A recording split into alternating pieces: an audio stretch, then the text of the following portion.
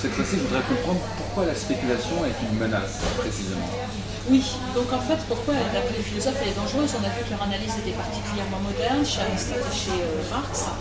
Et en fait, ils ont tous les deux réfléchi, même s'ils ne le disent pas explicitement comme ça, enfin c'est très nettement sous-entendu, que la spéculation était dangereuse. Même si chez Aristote c'est déjà une perversion, donc on peut estimer que c'est quand même assez dangereux. Donc d'abord, il y a un argument de type cosmologique quand on se réfère aux Grecs. Parce que pour les Grecs, en fait, le cosmos, c'est-à-dire l'univers dans lequel on vit, est fini. C'est-à-dire qu'il a des limites, il n'est pas infini. Et en plus, il est hiérarchisé, les choses ont leur place. C'est particulièrement net chez Aristote. Et du coup, en fait, la spéculation, c'est une forme de démesure qui ne prend pas sa place dans ce type d'univers. Maintenant, ce type d'argument est propre à c'est du grec. Nous, on pourrait s'imaginer que vivant dans un univers infini, nous nous en fichons éperdument de la démesure de la spéculation. Pourquoi est-elle néanmoins questionnable? Eh bien, en fait, Aristote nous donne déjà une première piste quand il dit que la spéculation, crématistique pour lui, vient d'une expérience technique. Il le dit en fait de ces deux arts d'échanger. L'un, le circuit économique classique, est naturel, l'autre n'est pas naturel, la crématistique, mais cette crématistique provient plutôt d'une certaine expérience technique. C'est-à-dire la technique commerciale, l'échange. Oui, la technique d'échange, ou même la technique de fabriquer des produits dérivés qui te permettent de faire de l'argent avec de l'argent. Tout ce qui est technique qui permet de générer de l'argent. Et en fait, le problème que ça pose, c'est le problème de l'usage de l'intelligence que l'on veut avoir. C'est-à-dire qu'en effet, ces produits sont extrêmement intelligents, j'imagine qu'il faut beaucoup plus intelligent que moi pour les créer, mais l'intelligence n'est-elle pas pervertie quand elle devient purement instrumentale? Et cela pose la question classique en philosophie, tout ce qui est possible est-il permis? Parce que ce que veut dire Aristote, c'est que la crématistique, il dit que c'est une perversion, hein. La crématistique, en fait, vient simplement d'un usage technique. Si c'était possible, on l'a fait. Voilà. Donc, la question qu'on peut se poser, c'est ne faut-il pas avoir une réflexion aussi éthique, une réflexion en tout cas sur les finalités de la crématistique, ou en tout cas de l'échange économique, parce que est-ce que vraiment, d'ailleurs du coup, est-ce que la crématistique et les spéculations ne sont pas dangereuses en ce sens qu'elles pervertissent l'intelligence humaine? À force de dire que ce qui compte c'est s'enrichir, est-ce qu'on ne va pas pervertir, est-ce qu'il n'y a pas aussi un danger de cet ordre-là, qui ne serait pas un danger purement économique, mais un danger en termes de rationalité humaine, qui consisterait à mettre les moyens avant toute chose, sans se demander si c'est bon en soi. Est-ce que ça ne pourrait pas être un avatar justement de cette perte de repère parfaitement assumée pour certains? C'est étonnant comme c'est moderne comme réflexion. Oui, mais... Donc, il y a toute une série d'autres arguments en fait qu'on peut trouver chez Marx et chez Aristote.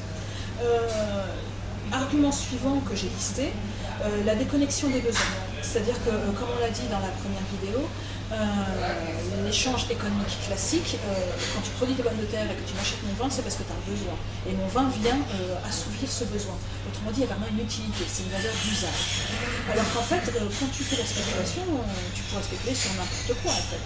D'ailleurs, on spécule sur n'importe quoi. Donc, il y a tout à coup une déconnexion des besoins et apparaissent en fait une certaine soif d'argent. Comme le dit Aristote, cette richesse, la richesse crématistique, qui provient de la crématistique ainsi comprise, est sans limite. Quand tu tombes dans ce travers-là, justement, quand tu perds la réflexion sur les fins, quand tu te déconnectes des besoins, parce qu'un besoin c'est fini, le vin tu ne vas pas m'en acheter 10 hectolitres, je veux dire tu ne vas pas les boire. Par contre si c'est pour spéculer, ça ne te posera pas de problème, quoi. Donc en fait, à partir du moment où tu te déconnectes des besoins, tu peux en fait apparaît la notion d'illimité dont on a vu qu'elle était gênante dans une perspective grecque, et là elle est gênante parce qu'en fait elle manifeste une déconnexion par rapport à une base ferme qui serait nos besoins. Or l'argent n'est-il pas d'abord pour fluidifier les échanges qui nous permettent de satisfaire nos besoins? À partir du moment où on se fiche de nos besoins et on cherche l'argent pour l'argent, on tombe dans l'illimité. Donc ça, c'est le risque de la spéculation. Attention à la spéculation.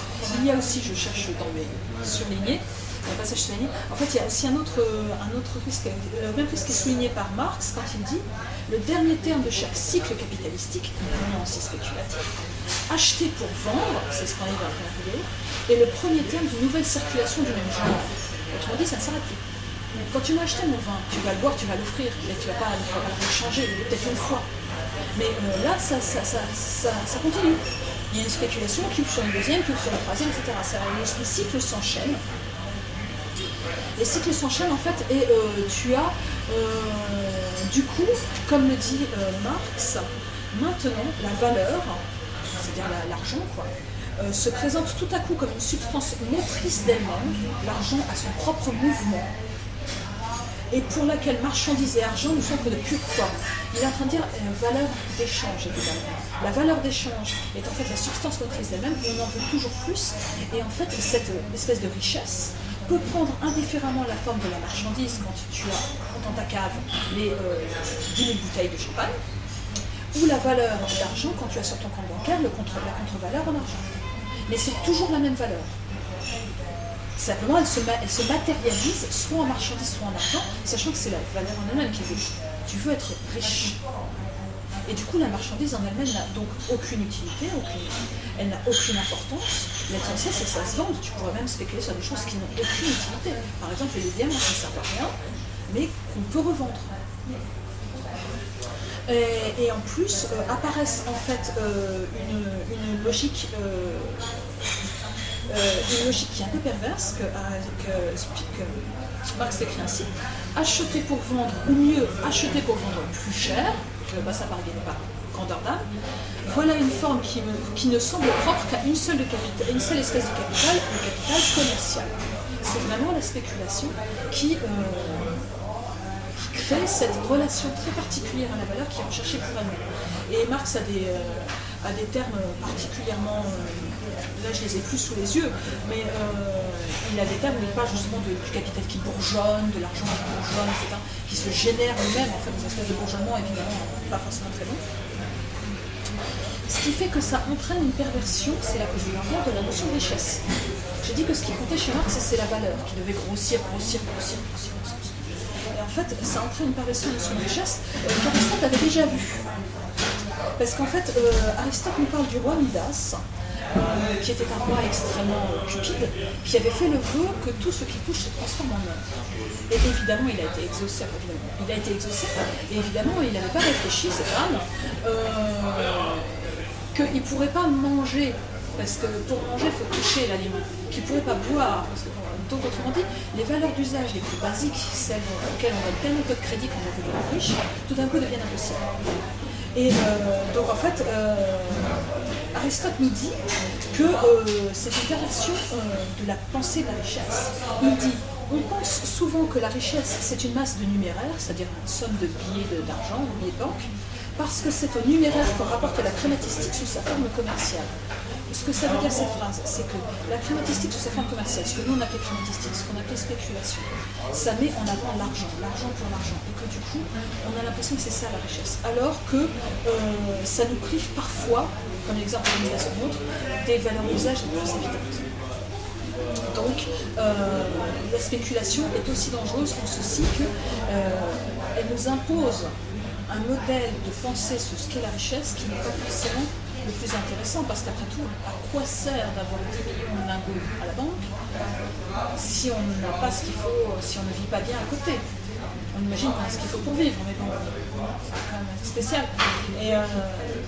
Et donc, en fait, le dernier argument que Marx avance, c'est quand il parle du travail social, en fait. Pour Marx, en fait, le mouvement aboutit à l'échange des produits, le mouvement d'échange, le mouvement économique, aboutit à l'échange des produits quand tu es vendeur de patates et vendeur de vin, à la permutation des matières diverses dans lesquelles se manifeste le travail social. Il ne faut pas oublier que les échanges, que l'argent est censé financer, ils sont là pour cimenter la société. Et donc, ils sont là aussi pour mettre ensemble des activités qui sont complémentaires et du coup échanger du travail social. Ça cimente l'interdépendance sociale. Et bien en fait, dans la circulation capitalistique, au contraire, ça paraît vite de sens au premier coup d'œil parce qu'elle est, comme dit Marx, tautologique. Tautologique, ça veut dire A égale A, argent égale argent. J'échange de l'argent contre de l'argent. Or, une société ne fonctionne pas sur un mode tautologique. Une société, ça fonctionne sur un mode de complémentarité des individus et de leurs activités. Si on produisait tous la même chose et qu'on échangeait tous contre la même chose, on n'aurait pas besoin de faire en société. Parce que soit on serait autarcique et dans ce cas-là on n'en aurait pas besoin, soit on ne les laisserait pas et dans ce cas-là on mourrait tous. Donc c'est un non-échange. La spéculation est un non-échange. comme le dit Marx, comme on l'a vu dans la vidéo, c'est de l'argent qui avance, ce n'est pas véritablement un échange. Et c'est en cela, à mon sens, que la spéculation est particulièrement dangereuse et qu'il convient donc de la différencier des activités de financement de l'économie, parce que eux, ce sont des échanges. Ok. Ben, on en sait plus maintenant. J'espère. On est armé pour écouter la télé et les nouvelles qu'on va entendre du Parlement, du Sénat. Merci Stéphanie. Merci Laurent.